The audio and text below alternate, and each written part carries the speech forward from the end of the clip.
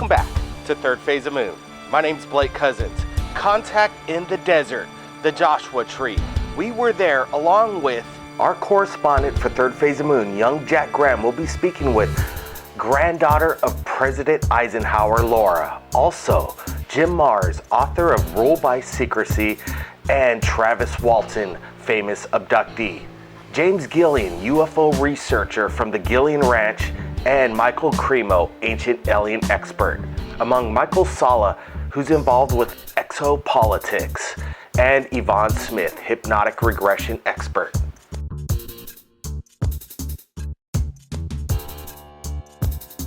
Now, this weekend, I got the chance to interview a lot of great people. The one person that really stuck out to me was Dr. Micheal Salla.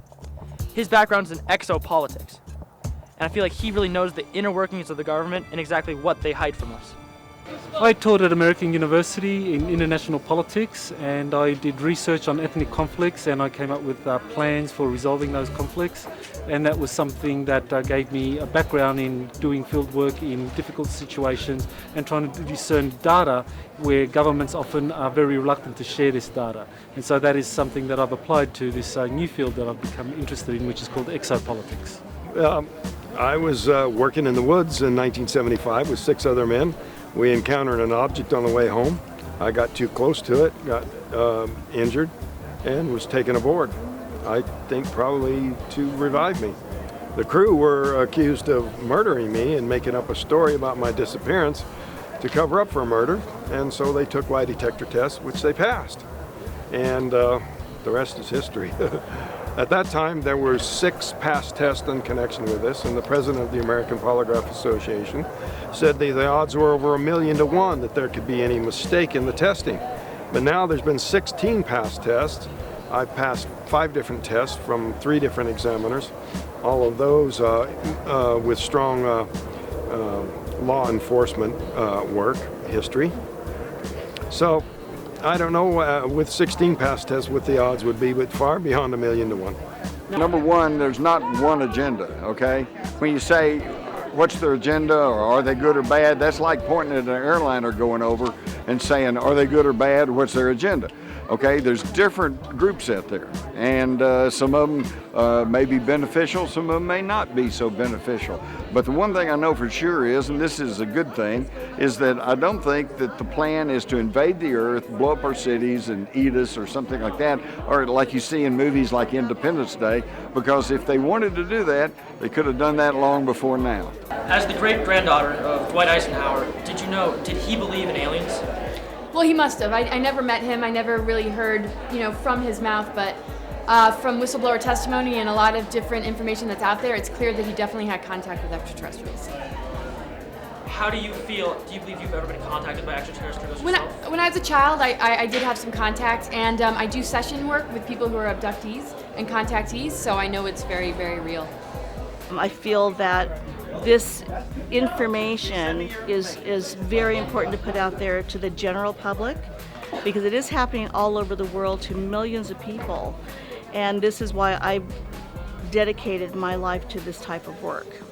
The government since that time has been very concerned about how the public responds to the question of extraterrestrial life, and so they have been trying to debunk reports of extraterrestrial life, because from 1953 and onwards it was shown in these studies and subsequent studies such as the Brookings report in 1961 that there could be a societal collapse if this issue was not handled correctly. Thousands of years ago, these ancient people were aware of these flying craft, and there are detailed descriptions of them in these ancient writings. So that's what I'm going to be talking about today. I've been in the field for probably, actually all my life, but I've been really active in the field for the past 26 years with East City Ranch, and it's an international UFO hotspot where people come to have their own experiences. And we've been filming ships and documenting contact and things like that for over 26 years now. Now, why do you believe that you were chosen specifically? Well, some of the guys on the crew believe I was chosen. I'll have to admit that's a possibility, but I lean towards the idea that it happened because I got too close to it and was accidentally injured. Do you remember anything of what happened to you on board the ship? I remember a brief period of time quite clearly, and the rest of the memories are mostly blah. What happened during that time? Well, it was a very traumatic and frightening experience. Nothing I go to like bring up willingly in idle conversation, you know. There's people who speak very casually about alien contact like it's some kind of a routine, like, you know, I went to the grocery store and picked up a gallon of milk kind of a thing, but it's just not my interpretation of what I went through. If someone believes they may have been abducted, what's their first step to take? Well, basically, if they've had, if anyone feels they've been abducted, and if they've had recurring dreams or nightmares, recurring dream is a unresolved issue in the subconscious. If they're dreaming about eyes, sets of eyes looking at them, or a fear of owls, fear of, you know, a large animal, say deer, it's the eyes that people focus on, but they don't know why. A fear of perhaps driving down a particular piece of highway, or a fear of entering a certain room in their house, or a stretch of road. I mean, there's just little bits and pieces. I have a whole list that I could send people if they really suspect that they have been abducted. But because of the bits and pieces of memory, and because of the dreams and nightmares, some people will suspect. Most obviously, if you wake up the morning after with a very strange mark on your body, especially in a geometric shape that was not there before, then I would say most chances are that something happened to you. It's been an ongoing area for contact for a long time, because Kenneth Arnold, who lost sight of the ships when they descended on the western slopes of Mount Adams, and he coined the word flying saucers. But they also, the Native Americans there also know about the ancient lore. They were interacting with them until they closed things down, and they closed the doors down because we were too aggressive on the exterior, so they stopped. But it has a long, long history of activity, and we built a spiritual retreat there, and we were doing our spiritual practices, and then we actually engaged contact because we rose to the occasion. If you had one message for Third Phase of Moon viewers out there, what would you say? The one message I would say is that if you disregard the issue of UFOs and you just go ha ha and you don't even pay attention to it, you'll never know what's going on in this world, because you just threw out a big piece of the puzzle. We can't have anything in secrecy anymore, and as much as they used to think maybe that humanity wasn't prepared, we can't risk having the secrecy happen. There are some that want that secrecy for means of control, but I know that he wanted us to know what's going on for us to be able to take charge. That's why he warned us about the military-industrial complex. Do you have one message to all the Third Phase of Moon viewers out there? If you could say one thing to them, what would you say? I would just say, just know that we're not alone. There's you know, just all sorts of beings out there in this big multidimensional universe. We're multidimensional beings, and it's really about the inner work and knowing ourselves to really be able to take advantage of the opportunity to really ascend into higher earth energies. There are dark elements out there, dark entities out there that want to get it in our way.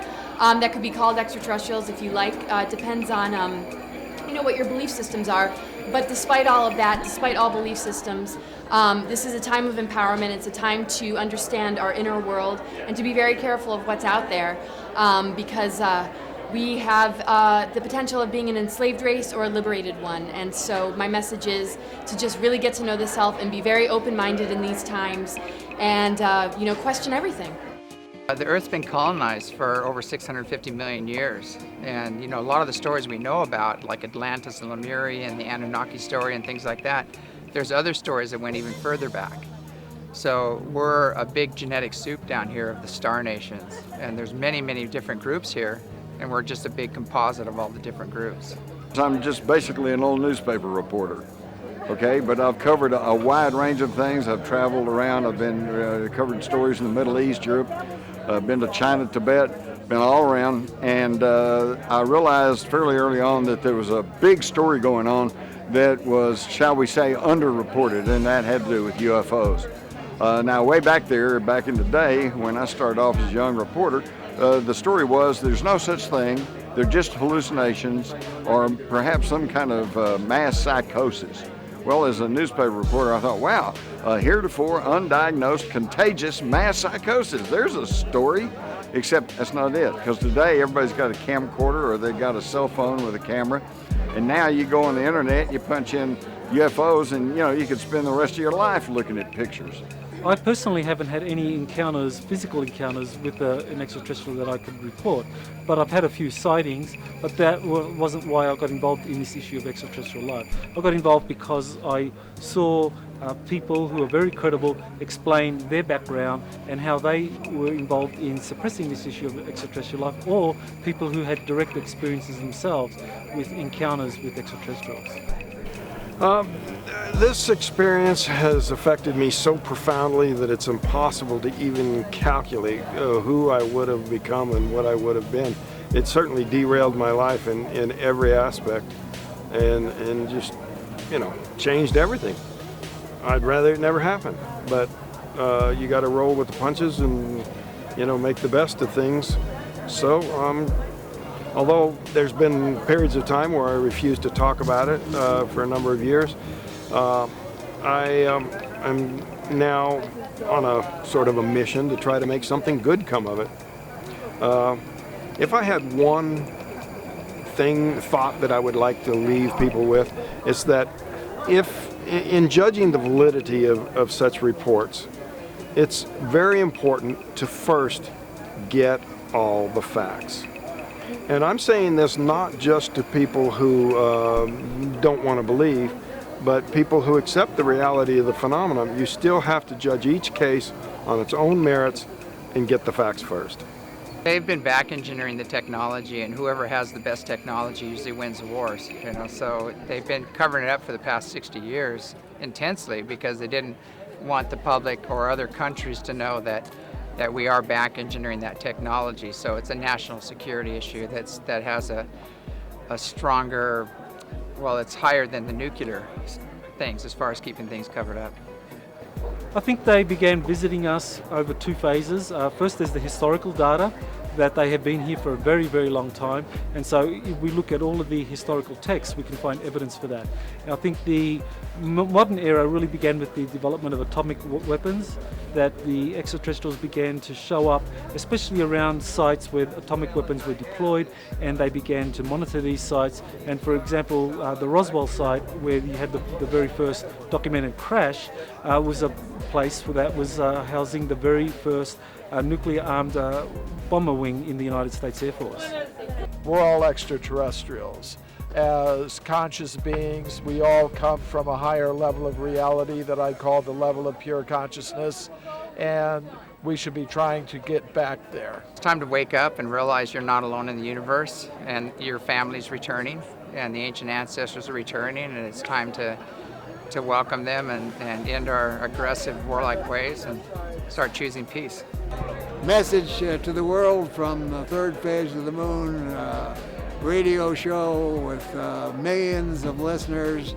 I would say if you want the latest in information, not only on my subject, but all aspects of the UFO phenomena and related aspects, and it's a huge subject, tune in and listen, because you're going to get an earful.